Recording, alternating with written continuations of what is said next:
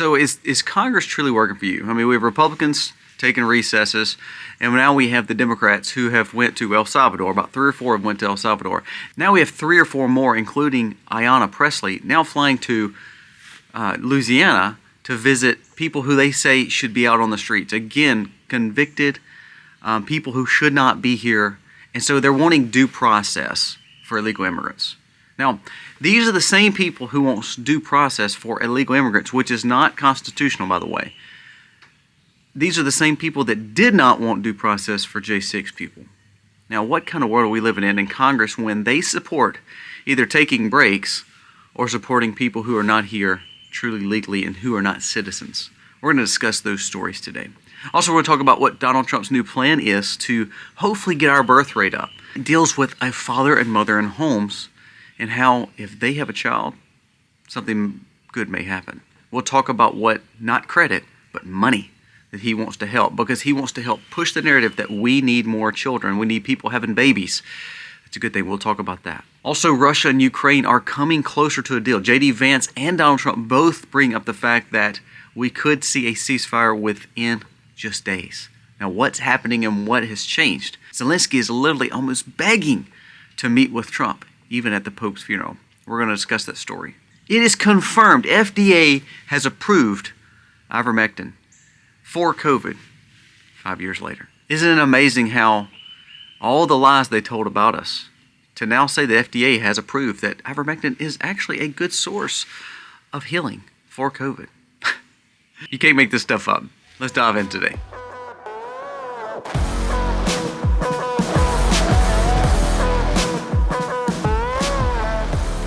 Hey guys, welcome to our channel. Thank you so very much for being here. You can see we're still at the treehouse of about 30 foot up, dangling over this beautiful area in North Alabama. So we are leaving today, but I wanted to film before we left just because there's some stories that were pretty crazy. So let's jump into some of these stories, and some of these are very encouraging. Some of these should wake us up even more.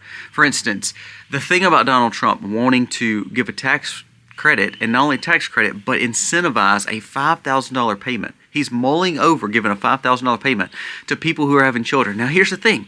It's not just, oh, well, someone getting pregnant. No, it's he wants to encourage fathers and mothers, marriages, to have children. And he's saying if they have children, because our birth rate is extremely low in America. Across the board, it's extremely low in the world. We see this in Korea. We see this in Japan. We see this in Italy. They said those 3 areas within 30 to 40 years will almost be people groups and not countries anymore because of the extinction level of how people are not having children. Well, America is not needing that. So Trump is saying, look, we want to encourage fathers and mothers, husbands and wives to start having children again. So he's saying, I want to propose a $5,000 gift to those people. Now, it's not wrote in law yet. He's just mulling it. One thing about Trump, you got to remember, just like the Jerome Powell throwing it out there, see if he should fire him or not, all that kind of stuff. Trump is the kind where he throws something out there, kind of sees how it toggles in the water, and just say, okay, well, let's see how many people either are positive for it, negative for it. So that's exactly what he's doing with this. We already get child credits for having children. We understand that. But we also benefit people who are not married. We also benefit people who are not that do not have a husband. We also give more money to some of those with households that are broken. What he's trying to say is we're trying to fix that. Not only do we want children, but we want them raised in homes that are actually having a father and mother and spouses and a good marriage, hopefully. So we want to encourage people having children, and $5,000 would help that. Now, do people have children because of money? No. People have children because we love having children. I'm a family man. I'm a father of 6. I love it. I couldn't care less if the government gave me any money or any tax credits for my children, because that's not why I have kids. But I will say this is a good move, because here's the thing. First of all, there should be tax credits. There should be money given back. But there also shouldn't be taxes. So if we're worried about this, are you wanting to give money to people that's willing to have children, incentivize having kids in a family structure, or would you rather pay for the people that are here illegally in New York? Or would you rather pay for people's student loans that couldn't pay them back? Do you get what I'm saying? So if we're going to waste money in this government, let's not waste it. Let's give it to something that is going to be positive for really America. We need more children, and we need them in stable homes. And I think this is a good move. I think this is a very unique perspective that Korea has already done. Italy has talked about doing it, and Japan is talking about doing it. I mean, South Korea is actually giving time off to husband and wives to spend time together to encourage and incentivize having children. So I actually think this is a good move. Remember, Social Security and all these funding elements that the government needs, it can't be fulfilled if we don't have a younger generation still in the workforce. This is a big deal, and I think people don't bring enough awareness to it. I would love to see more people having children, and in the right way, in the means of father and mother in homes. Now let's move on to Ukraine and Russia. Zelensky come out and said that he wants to meet. He is open to meeting, and he wants an immediate, full, unconditional ceasefire. He needs to meet with Trump, even at the Pope's funeral. Now, what he's trying to say is, we're in crap because you cut our funding off. Now, this is exactly what Trump was wanting. He wants them groveling at his feet. Now, do you think that's a bad thing? No, I believe that Zelensky played hardball, and he thought he was going to keep getting money from the Congress. He thought since the Congress was visiting, he was going to keep getting all these funds funneled into him. And all of a sudden, when Trump cut it off, he's like, oh gosh. Then what did he do? He went to EU, and the EU gave him like $2.4 billion. EU gave him like $10 billion. Well, he's needing like 50 or 100. So I think he's realizing now, we cannot do this. We cannot do this. So he is asking for a meeting with Trump. He is actually wanting a ceasefire. Now, this is good news, and this is exactly what we all voted for, was for Trump to stop the funding. And then when he stops the funding, it's going to make people come to the table. That's the thing about the tariffs, too. When you stop putting our money across the world that's feeding and helping all these people, when really it's taking away from the taxpayer, they're going to start come groveling at your feet. Vietnam said it's going to be hard for them to negotiate with Trump. And guess what? They're in open negotiations with Trump. Japan started selling some of our treasury bonds. Oh wait, no, they can't, because they realized they need America for trade. Nippon Steel came in, invested hundreds of billions of dollars, and now Toyota same way, and now Japan is at the table, almost making a deal. India just made a deal. China, listen to this. We diverted propane ships, which helps make plastics in China. China needs propane to make plastics. It's one of their main products they get from U.S. When we diverted that, it means it shut down factories in China. It says China is in utter turmoil because of the manufacturings that they can't do because they need America. It's going to bring them to the table. When we play hardball, like we're playing right now with Zelensky in Russia, we actually get peace. See, that's the thing that people don't understand, and that's the thing I cannot stand about the mainstream media and also the financial banks that are pushing against Trump and tariffs. Shut up and let him do his job. We voted for this. And so now, all of a sudden, Zelensky and guess what? Russia, both are saying they are open to negotiation talks now because they realize they're at a point. Russia even said, listen to this quote, "We're willing to change a little bit on the front lines. We're willing to stop the actual push," meaning he's saying, I will do a ceasefire in the front lines so they can't push any further into Ukraine until we have a ceasefire agreement. That's big news. He's saying, I'm going to stop moving across your country and stop taking land so no one dies, we have a ceasefire, and we figure out what's going on. That is big news, and it's all because of this. Listen, in a huge development, President Vladimir Putin had offered a halt to the invasion because U.S. President is working hard to get a ceasefire with us also. So now Trump's envoy is talking to Putin. Zelensky's wanting to make a deal because he sees, oh gosh, if they're making a deal without me, I might not be in the mix of it. So now he's wanting to make a deal. So you have both people at the table wanting a ceasefire. Now it comes down to, who do they look for? Trump. And remember, when we had these last ceasefire talks, 2 or 3 years ago, they didn't even use Biden as a go-between. Guess what? They went to France. And it went and fell through because of Great Britain and all the other NATO alliance that were still pushing this war. Now they're all coming to Trump. Trump. J.D. Vance says, we're in negotiations. Trump and Vance are in negotiations with this. That is what we call a win. A win. Now, 2 stories I didn't talk about in the intro, but I want to mention. What I laugh about is AOC. AOC has been pushing this narrative that, oligarchy is ruling, Elon Musk is ruling, Trump is ruling. They're breaking America, all this stuff. This is the same person that pushed for climate change, and guess what she did? AOC has taken 5 private jets to fight America, meaning all these events that she's doing with Bernie, they're taking private jets. Now listen to this. We as taxpayers have funded that bill. We are now, for those 5 jets, the taxpayers have paid $77,000 at least, they said. Could be even more. But just to fly them across the globe to tell you how bad America is, to fly across to all these places in these states to tell you how bad Donald Trump is and how he's taking advantage of you, and to tell you that climate change is important, they're taking a private jet and flying, and it's cost not their campaigns, it's cost you and me $77,000. A new report said that AOC's just one private jet flight had more carbon emissions than you will have in an average lifetime for America. They said one American will not have an average lifetime of carbon emissions compared to what AOC just had with one jet flight. And she's already done 5 private jets. And that's not counting all the other times. That's just this last few weeks. So do the rules actually matter to the Democrats? I mean, that goes right into the next point. Are the Congress really working for you? Well, we have Republicans taking recess, and they're not doing really anything. They're talking about building a budget that's going to tax cuts. Well, great, that's awesome. We need to work about spending cuts. We need to worry about spending cuts. While they're doing that, guess where the Democrats are? There's 4 more Democrat congressmen flying to El Salvador to meet with a guy who is not even an American citizen. Again, we're paying for it, by the way. I know they said we're going to not pay for it.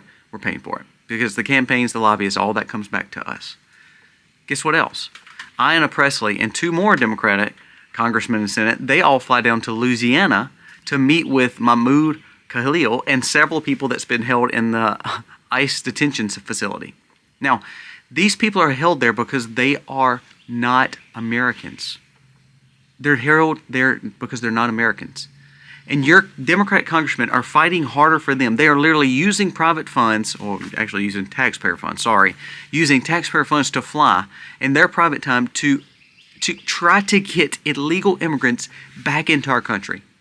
The Venezuela gang and the MS-13 gangs and the people who have children here who have been here illegally, came here illegally for 20 years, they want them back in America.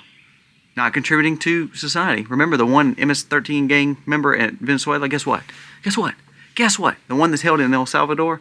He was a known trafficker, human trafficker, found guilty. Even Biden administration had him on a warning list. Not only that, guess what? His wife restraining orders against him because he was rude, rough, and then threatened to beat her, allegedly. So you tell me the restraining order and all that, and we're flying senators down there to get this man out of here, and because he's a law-abiding citizen? Come on. Are the Congress really working for you, Democrats or Republicans? Democrats are working for other people, not Americans. And congressmen, I mean, we can't even bring arrests up. We can't get anything done. The fraud, all that, we can't codify it. We can't cut the budget. I mean, think about this for a second. Think about this. We want due process for illegal immigrants, but then there was people in J6 that sat there with no due process for months in ratty D.C. jails that were known abusing them. That was American citizens. I didn't see any Republican congressmen flying there and trying to promote helping get them out of prison. I didn't see any judges helping them, did you? But we have judges and Democrats trying to get illegal immigrants back to America and get them out of ICE facilities. What are we doing? This is why we need to just get term limits for every one of them, and we need a whole new Congress, Republicans and Democrats alike, because I'm tired of them either working for someone that's not us are not even working for us and just sitting at home collecting a check and becoming millionaires. It's ridiculous. Another story that's again, overwhelming, and this shows if we would have elected someone like Kamala versus Trump, this is what would happen. Scientists in the United Kingdom are working on dimming the sun, still to this day, even knowing that the reports that are actually, this is not good. This is actually not good for your crops. This is actually not good for the climate. But they're wanting to dim the sun, still using Bill Gates, still using the funding that the Global Initiative is pushing.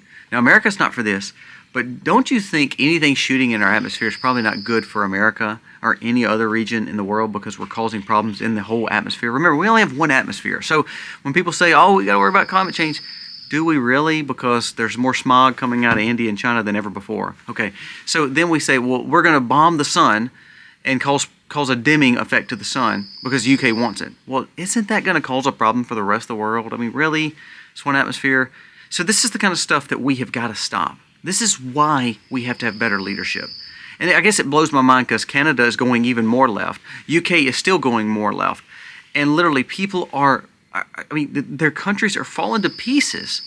And it's amazing how they still push this. There's a story that says UK with these tariffs, and because they're not wanting to negotiate with Trump, it is causing chaos with the UK. They're having major problems. And on top of that, they're still pushing these global initiatives. I mean, let's go back to this this blocking the sun thing. The experiment may include injecting aerosols into the atmosphere to brightening the clouds to reflect the sunlight from the Earth. Professor Mark Symes, who is leading the program, assured that there's no toxic substances that we're using. We're just using chemicals that are good for us. Now, that's the same kind of conversations we've had with Roundup. That's the same kind of conversations we've had with all these other plastics. That's the same kind of conversations we've had with all these other chemicals in food. 20 years later, we're like, oh, well, it might have been bad for you. It may be harmful for you, and it's got a lot of cancer and caused a lot of problems, but here's some medicine for you. Isn't that how this kind of works? I mean, prime example, let's go to this next story. FDA now, 5 years later, comes out and states that they're approving ivermectin for COVID treatment.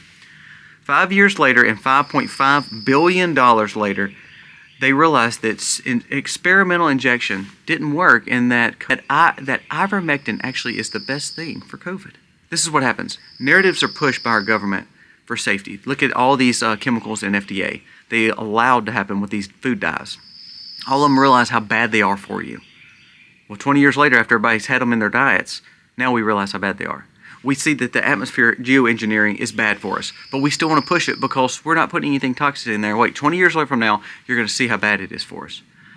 Ivermectin, we realize how much of a magic it is really to us. I mean, like for instance, I don't treat my animals, but if I have to treat my animals, guess what they get? Ivermectin. It's been a known cure for just about anything. It's economic, and I love the fact that there's some states that are trying to get it over the counter. So they got some big pharma to fight. But now you see FDA is coming out 5 years later, after the fact, and telling you it's actually one of the best cures for COVID. This is why we need better leadership in government. And I do think Trump is doing a good job with that. But I think it also comes down to a wasted Congress and wasted judiciary who has taken advantage of us, and they shouldn't. So I'm pushing for more states to take in ivermectin as a normal over-the-counter drug. Right now, you can get it from the wellness company, and it's good to have. We have some on hand, and I believe in it. But don't trust just the government and everything they tell you, because what they've told you about the red dyes, what they've told you about, the Congress is working for you, what they've told you about, ivermectin is wrong, what they've told you about the fact that this stuff is not hurting us in the atmosphere. All of a sudden, it comes out later that we were all right and they were all wrong. We need better leadership. I'm glad to see that Trump is making some major changes when it comes to the tariffs, the negotiations, the ceasefires, and if they give him a little time, he'll actually fix a lot of this. Guys, give me your thoughts on today's video. Again, we appreciate you so much for watching us, and we're humbled again by your presence. And we hope that you like this video. If so, subscribe to the channel, comment below, give us a thumbs up. It means the world to us. Guys, thank you so much for watching. Have a wonderful day. God bless. Be free. Be free.